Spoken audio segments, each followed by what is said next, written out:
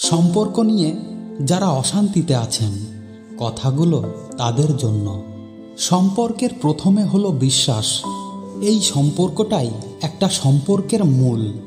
যে সম্পর্কে বিশ্বাস নেই সে সম্পর্ক টিকে থাকে না। সম্পর্কের দ্বিতীয় হলো সম্মান।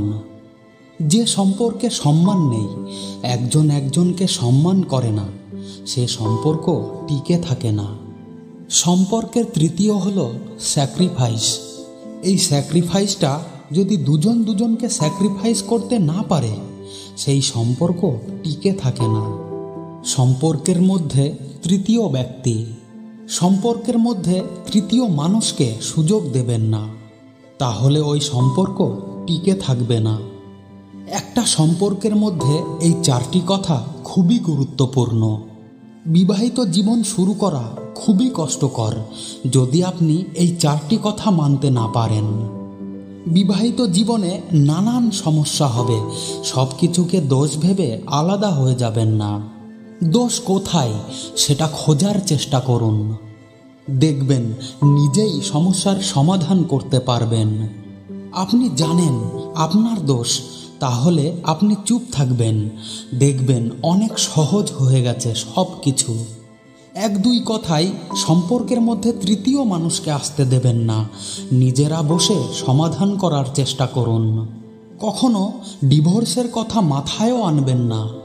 ডিভোর্সে কখনো শান্তি আনতে পারে না।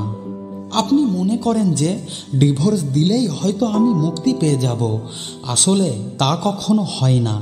সমাজের একটা দুটো ডিভোর্সি ভাই বা বোনেদেরকে প্রশ্ন করে দেখুন যে তারা কেমন আছেন, তাদের নিজ পরিবার এবং সমাজের মানুষের সাথে কেমন সম্পর্ক এবং সমাজ তাদেরকে কোন চোখে দেখে, সেটা একবার কল্পনা করুন, নিজেই তার প্রমাণ পেয়ে যাবেন।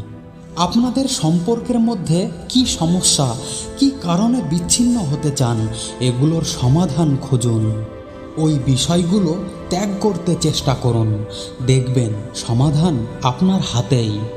রাগ, অহংকার, জেদ এগুলো ত্যাগ করে প্রিয় মানুষের সাথে সংসার করতে শিখুন। দেখবেন পৃথিবীতে আপনার মতো সুখী মানুষ আর কেউ হবে না। এসব কথাগুলো যদি আপনি মানতে না পারেন, তাহলে আপনার জন্য সংসার নয়, আপনি কখনোই কোথাও সুখী হতে পারবেন না। ভালো থাকুক পৃথিবীর সকল সম্পর্কের মানুষগুলো, ভালো থাকুক প্রিয় মানুষগুলো। ভিডিওটি ভালো লাগলে চ্যানেলটিকে অবশ্যই সাবস্ক্রাইব করে রাখুন। দেখা হচ্ছে পরের ভিডিওতে, ততক্ষণ সুস্থ থাকুন, ভালো থাকুন। ধন্যবাদ।